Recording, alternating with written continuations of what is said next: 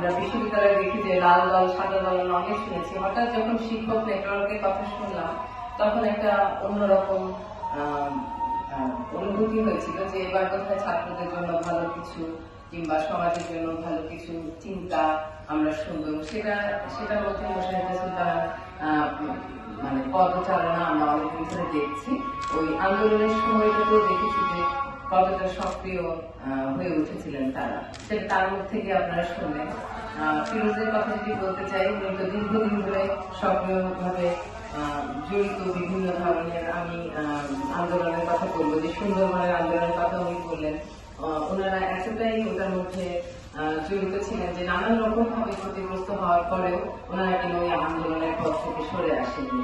নানান রকম সমাজের যত রকমের বলার জায়গা তৈরি করার জন্য যা কিছু করার সেটা ওনারা করে যান। এজন্য আমরা যারা সক্রিয়ভাবে থাকতে পারি না হয়তো অনেকেই, কিন্তু চাই যে পরিবর্তন আসুক, তারা নিশ্চয়ই তাদের কাছে কৃতজ্ঞ হব। আজকে আমরা এখানে যে কারণে এসেছি, কারণ এই দিনটি আমরা প্রতি বছর আগামী বহু বছর ধরে হয়তো পালন করতে চাই। কেন? কারণ শুরুটা খুব গুরুত্বপূর্ণ। এই যে একটা বড় বিক্ষোভ বা ক্ষোভ গড়ে উঠেছিল সবার মনে বা রাস্তায় বা অফিসে আদালতে সব জায়গায়, কেউ বলতে পারছিলেন, কেউ বলতে পারছিলেন না। যারা বলতে পারছিলেন না তাদেরকেও আমরা দোষ দিতে পারি না, নানান কারণেই তারা বলতে পারছিলেন না। কিন্তু আবু সাইদ যে বিষয়টা দেখিয়েছে যে সাহসের যে একটা উদাহরণ, এইটা থেকে আসলে সব স্তরের, সব জায়গার, ঘরের বাইরের সব মানুষের মধ্যে একটা পরিবর্তন এসেছিল। আবু সাইদের মৃত্যুর ঘটনাটা জুলাইয়ে, তার বেশ কয়েক মাস পরে আমি জাতীয় গ্রন্থকেন্দ্রে জয়েন করার পর আমরা একটা অনুষ্ঠান করতে রংপুরে যাই। বেগম রোকেয়াকে উদযাপন করার জন্য আমরা কিছু উপস্থিত বক্তৃতার আয়োজন করেছিলাম সেখানে টাউন হলে। আমরা যখন অনুষ্ঠানটা শেষ করি আমি ওই জায়গাটিতে যাই দেখার জন্য, যেখানে যে জায়গাটায় খুন হয়েছিলেন, গুলি করা হয়েছিল তাকে। সেই জায়গাটা আসলে ভিডিওটা দেখলে যেরকম লাগে, মানে ওখানে গিয়ে আমার যে অনুভূতিটা হয়েছে সেটা বলি, যে মনে হয় যেন অনেক দূর থেকে ক্যামেরাটা এমন ভাবে ধরা হয়েছে যে মনে হয় অনেক রাস্তাটা অনেক চওড়া এবং অনেক দূর থেকে তাকে গুলি করা হচ্ছে। কিন্তু বাস্তবে আমি যখন সেখানে গিয়ে দাঁড়িয়েছি আমার কাছে অবাক লাগলো যে এই ঘরটা যতটুকু, এ মাথা থেকে ও মাথা, এতটুকু একটা রাস্তা, এতটুকু দূর থেকে চোখে চোখ রেখে কাউকে এতগুলো গুলি করার জন্য কতটা নির্মমতা প্রয়োজন হতে পারে, এটা ওখানে দাঁড়িয়ে মানে অনুভব করে আমার গা শিউরে উঠেছিল। যে আমরা যেরকম ভাবে ভিডিওটি দেখেছি, আসলে একটা ছেলে যখন সে প্রতিবাদ করতে করতে এক পর্যায়ে বলতে চাচ্ছে যে তুমি গুলি করলেও আমি যা চাচ্ছি, আমি যা বলতে চাচ্ছি সেটা আমি বলতেই থাকবো, এরকম একটা জেস্টার নিয়ে সে যখন হাত মেলে দাঁড়িয়েছে, আমি মনে করি যে একজন মানুষ হিসেবে সে নিশ্চয়ই মনে করেনি যে সত্যি তাকে গুলি করা হবে। সে নিশ্চয়ই বিশ্বাস করেনি যে একটার পর একটা গুলি তার গায়ে এসে লাগতে থাকবে। কিন্তু অদ্ভুত ব্যাপার যে কতটা নিষ্ঠুরতা হলে এরকম একটা পরিস্থিতিতে একের পর এক গুলি করে গেছেন তারা এবং সে মাটিতে লুটিয়ে পড়েছে। তো সেই জায়গাটা দেখে আসলে এমন একটা অদ্ভুত অনুভূতি আমার হয়েছিল যে ঘটনাটা যতটা নির্মম ভেবেছিলাম তার থেকেও আসলে অনেক বেশি নির্মম মনে হয়েছে আমার কাছে। তো ফিরোজ যেটা বললেন যে প্রত্যেকটা আন্দোলনের কিন্তু একটা টার্নিং পয়েন্ট থাকে এবং একজন মানুষ বা দুজন মানুষ তারা সেই আন্দোলনটা মোড় ঘুরিয়ে দেন, সম্পূর্ণ অন্যদিকে চলে যায়। 90-এর আন্দোলনের কথা আমিও মনে করতে পারি। পরে শুনেছি নূর হোসেনের গায়ে যিনি লিখে দিয়েছিলেন গণতন্ত্র মুক্তি পাক এবং স্বৈরাচার নিপাত যায়, দুদিকে লিখে দিয়েছিলেন পিঠে এবং বুকে, সেই পেইন্টারকে অনেকদিন লুকিয়ে থাকতে হয়েছিল যতদিন না পতন হয় এরশাদের। তো তাকেও ধরার জন্য পুলিশ, মানে অর্থাৎ যারা যারা আন্দোলনের সাথে যারা যারা কথা বলতে চায় তাদের সবাইকে আমরা ধরে ধরে মেরে ফেলবো, এরকম একটা মানে টেন্ডেন্সি প্রত্যেকটা স্বৈরাচার সরকারেরই থাকে। এখানেও আমরা তাই দেখেছি, কিন্তু ওই যেটা ফিরোজ আবার বললেন যে আসলে যে আন্দোলনে বাচ্চাদের সাথে তাদের বাবা মাও রাস্তায় নেমে আসে, সেই আন্দোলনকে আর পেছন দিকে ফেরানো যায় না। কারণ যখনই একটা পুরো পরিবারের সমর্থন আমরা পেয়ে যাই, সেটা একটা ধীরে ধীরে অনেকগুলো পরিবার মিলেই তো রাষ্ট্র, তখন সেই সমর্থনটা আমাদের জুটে গিয়েছিল, যেটা কিনা 18 সালে অনেক দূর পর্যন্ত এগিয়েও আমরা কিন্তু এই পর্যায় পর্যন্ত আসতে পারিনি। সেই জুলাই গত বছর সেই আন্দোলনটি কিনা এরকম একটা অবস্থায় গিয়ে দাঁড়ালো। যাই হোক, আসলে অনেক এরকম একটা আন্দোলনের পরে যে কোনো জায়গায় আমরা পৃথিবীর ইতিহাস যদি দেখি, যে এত বড় একটা পরিবর্তনের পরে কখনোই জাদুর মতো, ম্যাজিকের মতো একটা দেশ একেবারে ঘুরে দাঁড়াবে না, একেবারে সব নিয়ম কানুন অন্যরকম হয়ে যাবে না। কারণ দীর্ঘদিন ধরে এখানে কাজে কর্মে কিছু কালচার, যেটাকে আমরা বলি যে সংস্কৃতি তৈরি হয়েছে, প্রত্যেকটা কাজের একটা সংস্কৃতি তৈরি হয়েছে। এই সংস্কৃতি থেকে বেরিয়ে এসে অন্যভাবে একটা কাজকে চিন্তা করা এবং সেটাকে প্রয়োগ করা, এটা আসলেই সহজ নয়। যে কারণে আমরা দেখছি যে চারদিকে অনেক অরাজকতা চলছে এখনো, অনেক রকম যেরকম আমরা ভেবেছিলাম সেখান থেকে আমরা অনেক দূরে সরে এসেছি বলে মনে হচ্ছে। কিন্তু দেখা যায় আরো কিছুদিন পর আমরা এগুলোকে সামলে কিভাবে সত্যিকার অর্থে কিছুটা গুছিয়ে চলতে পারি। যেমন আমি মনে করি প্রত্যেকের একটা ছোট ছোট গণ্ডি আছে। আমি যদি আমার সেই ছোট্ট গণ্ডিটাতে আমার সর্বোচ্চ প্রচেষ্টাটা দিতে পারি, তাহলে আরেকজনও যদি তার গণ্ডিতে সর্বোচ্চ প্রচেষ্টা দেন, এভাবে প্রত্যেকটা ছোট ছোট টুকরো অংশ মিলে একটা পুরো দেশ কিন্তু সঠিক পথে চলতে পারে।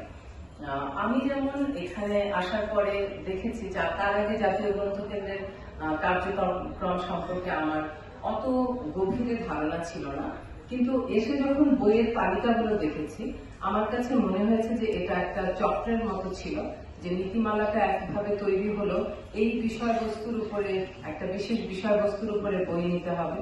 এই নীতিমালাটাই পাবলিশারদের, প্রকাশকদের দেওয়া হচ্ছে, যে তাদেরকে যেন বলা হচ্ছে আমরা যেহেতু এই বিষয়ের বস্তুর উপরে এতগুলো বই নেই, সুতরাং আপনারাও এত বেশি বই সেই বিষয়বস্তুর উপরেই তৈরি করবেন। তারপরে তারা সেটা তৈরি করে এখানে দিলে সেই বইগুলি নেওয়া হচ্ছে। কিন্তু এটা ভাবা হচ্ছে না যে এই বইগুলো আসলে প্রত্যন্ত অঞ্চলের যে পাঠক শ্রেণী, ষষ্ঠ শ্রেণী থেকে দ্বাদশ শ্রেণী আমরা মূল পাঠক শ্রেণী দেখি লাইব্রেরিতে, সেই পাঠকদের জন্য আসলে এই বইগুলো উপযুক্ত হচ্ছে কিনা এটা নিয়ে কেউ কখনো ভাবেনি, মানে ভেবেছে বলে মনে হয়নি অন্তত গত কয়েক বছরে। তাহলে বইয়ের তালিকাটা ভিন্ন হতো, তাহলে আমাদের যে প্রধান সাহিত্য আছে সেই প্রধান সাহিত্যের প্রধান বইগুলো এর অন্তর্ভুক্ত হতো। তাহলে আমাদের গত 30 বছরের যে কবি, সাহিত্যিক, প্রাবন্ধিক গড়ে উঠেছে, বা 40 বছর আগে যে অগ্রজরা আছেন, তাদের সবার বই প্রত্যেকটা লাইব্রেরিতে একটা করে থাকতো। সেটা আমরা দেখি না। আমরা দেখি যে মাঝখানে একটা বিরাট গ্যাপ, এই গ্যাপটার মধ্যে একটা শূন্যতা তৈরি হয়েছে। কিভাবে? যে মাঝখানে যারা লিখেছেন, যারা কথা বলতে চেয়েছেন, হয়তো পরিবর্তন নিয়ে কথা বলেছেন, যারা হয়তো নানান রকম ইতিবাচক চিন্তা নিয়ে, নতুন চিন্তা নিয়ে এসেছেন, তাদের কারো বই এখানে অন্তর্ভুক্ত করা হয়নি। তো সেই বিষয়গুলো দেখার পরে আমরা যেটা চিন্তা করেছি যে কি করা যায়, আমরা পাঠকদের কাছে জানতে চাই যে তারা কি পড়তে চায়, এবং সেটা যখন সেই খাতাটা যখন পেলাম, দেখলাম যে 80%, 90% পাঠক বা লাইব্রেরির সংগঠকরা তারা ফিকশন বই চায়, কিন্তু তারা পায় আসলে অনেক ভারী ভারী গবেষণার বই, যেগুলো কিনা আসলে ওই বয়সের পাঠকের জন্য উপযুক্ত নয়। আবার সেই গবেষণার বিষয়বস্তুটাও তাদের জন্য উপযুক্ত নয়, এবং যে দর্শন থেকে বইগুলো লেখা হয়েছে সেগুলো তাদের জন্য সঠিক নয়, বা কারোর জন্যই সঠিক নয়। তো এই যে একটা সমস্যার মধ্যে পাঠক বই থেকে অনেক দূরে সরে গেছে, সেটিকে আমরা আবার বলতাম যে আসলে আজকালকার ছেলেমেয়েরা বই পড়তে চায় না, পাঠক আসলে কমে যাচ্ছে, কারণ আমাদের অনেক টেকনোলজি চলে এসেছে, পাঠক এখন টেকনোলজি নির্ভর হয়ে যাচ্ছে। তারা লাইব্রেরিতে দেখা যায়, বেশিরভাগ লাইব্রেরিতে বই অনেকে প্যাকেট থেকেই খুলছে না, খুলে দেওয়ার পরেও পাঠকরা পড়ছে না। কিন্তু আসলে আমাকে তো সেই বইটি দিতে হবে পাঠকের হাতে যেটা কিনা সে তার অন্যান্য যত অপশন আছে ব্যস্ত থাকার সেগুলোকে বাদ রেখে ওই বইটির দিকে মনোযোগ দিবে। তাহলে ঠিক কাকে কোন সময় কোন বইটি তুলে দিতে হবে এটা আসলে আমার এরকম একটা প্রতিষ্ঠানে থাকলে সবচেয়ে প্রথমে বুঝতে হবে। যেমন শিক্ষা প্রতিষ্ঠানে আজকাল নিরুৎসাহিত করা হয় সাহিত্য পড়ার জন্য, বা লাইব্রেরি ওয়ার্ক একেবারে বন্ধ হয়ে গেছে, লাইব্রেরি ক্লাস হয় না। কিন্তু আমরা সেটাও ভাবছি, আমরা কিছু শিক্ষা প্রতিষ্ঠানেও গেছি এবং সেখানেও একটা ভিন্ন চিত্র দেখেছি যে ছেলেমেয়েরা আসলে বই নিতে চায়, পড়তে চায়। আমরা একটা পরীক্ষার সময় গিয়েছিলাম, তারপরেও ভালো সাড়া পেয়েছি যে সময়টা আসলে তাদের একেবারে অন্য বই পড়ার মতো হয়তো সুযোগ ছিল না, তারপরেও তারা পরীক্ষায় বসেছে। আমরা কার্যক্রমটি সম্পন্ন করেছি গত অর্থ বছরে। এবছরে আরো বেশি শিক্ষা প্রতিষ্ঠান নিয়ে আমরা আমাদের সাহিত্যের মূল বইগুলো নিয়ে ধরে ধরে এগোবো, যেন বছরে অন্তত 2টো বই একটা স্কুল বা কলেজে ছেলে মেয়েদের পড়া হয়ে যায়।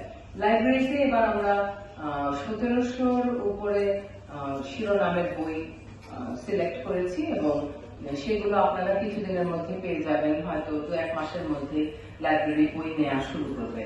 তখন আপনারা দেখবেন যে আগের তালিকা থেকে এখনকার তালিকাগুলো কতটা ভিন্ন, এবং আশা করি যে খুবই পাঠক যে বইগুলো পড়তে চায়, যে বয়সের পাঠক আপনাদের আছে সেরকম বয়সের বই আমরা নির্বাচন করতে পেরেছি। তো এই সবকিছু করতে পারলাম আসলে একটা পরিবর্তনের ফলে। পরিবর্তনটা না হলে আমরা ওই বিষয় ভিত্তিক বই কিন্তু আবারও এই বছরটাও আপনাদের কাছে যেত এবং একই বই যেত। দেখা যেত যে একই বই নিয়ে একটা শিক্ষা প্রতিষ্ঠানে কাজ হচ্ছে, প্রত্যেকটাতে কাজ হচ্ছে, একই বই নিয়ে প্রতিটা পুরস্কার দেওয়া হচ্ছে, এক একজনের ঘরে একই বই 15টা 16টা করে হয়ে গেছে, তারপরেও সেই বই আপনাদের আবার পুরস্কার দেওয়া হচ্ছে। এই বিষয়গুলো থেকে আমাদের বের হয়ে আসতে হবে, হয়েছে, এবং সেটা চেষ্টা করছি তালিকা করে যেই বইগুলো আসলে স্কুল জীবনে পড়ে ফেলা উচিত। যেমন আমি আমার বাসার কাছের যে বেসরকারি লাইব্রেরি ছিল, শতবর্ষী একটি লাইব্রেরি, সেই লাইব্রেরিতে আমি বলতে পারি যে বাংলাদেশের সবচেয়ে বড় সাহিত্যিকদের বিশেষ প্রধান বইগুলো আমার সেখানে পড়া হয়েছে। প্রত্যেকটা বাচ্চা যারা 6 থেকে 10 ক্লাস 10 এর মধ্যে পড়ে তারাও যেন আপনাদের লাইব্রেরি থেকে বিশেষ বইগুলো পেয়ে যায়, এই চেষ্টাটা করব। এবারেও করেছি, আগামী বছর যদি সম্ভব হয় আমার পক্ষে তাহলে নিশ্চয়ই আমি আগামী বছরে সেই চেষ্টাটা করতে চাই। তো এই যে পরিবর্তনটা এলো, এটা আসলে অনেক একটা রক্তক্ষয়ী সংগ্রামের মধ্য দিয়ে এতগুলো মানুষ মারা গেল। আমরা চাই যে যেন তাদের যারা বেঁচে আছেন তাদের সুচিকিৎসা হয়, তারা ভালো থাকেন এবং তাদের যা যা প্রাপ্য তা যেন সরকার দিতে পারে, বহন করতে পারে, এটুকু প্রত্যাশা করি। আর যারা ওই সময়ে যে পরিবারগুলো ক্ষতিগ্রস্ত হয়েছে তাদের প্রতি যেন সরকারের একটা সুদৃষ্টি থাকে।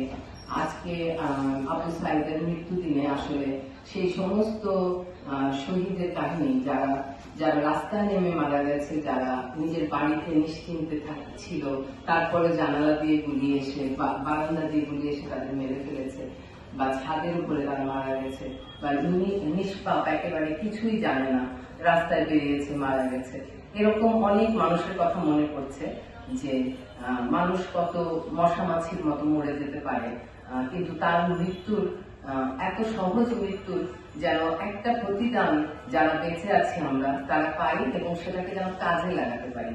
আজকে যেন আমরা হাল ছেড়ে না দিই, আমরা সেই শহীদদের কথা চিন্তা করি, যেন যার যার গণ্ডিতে সর্বোচ্চ যেটা করা সম্ভব আমরা সেটাই যেন করি। আর প্রত্যেক লাইব্রেরিয়ান এখানে যারা আছেন তাদেরকেও বলবো যে আপনারা প্রচুর পাঠচক্র আয়োজন করুন এবং বাচ্চাদের সত্যিকারের মুক্তিযুদ্ধের ইতিহাস যে বইগুলোতে আছে সেই বইগুলো পড়ার ক্ষেত্রে সমাজ পরিবর্তনের আন্দোলন কেন্দ্রিক যে বইগুলো, কিংবা বড় বড় সাহিত্যিকের যে উপন্যাস বা গল্পের যে বইগুলো, এগুলো কিছু বছরের অন্তত 5টা প্রধান বই বাচ্চারা যেন পড়ে ফেলে, এই ব্যবস্থাটি করুন। অনেক ধন্যবাদ সবাইকে আজকে এখানে আসার জন্য। ধন্যবাদ আলোচকদেরকে। শুভেচ্ছা।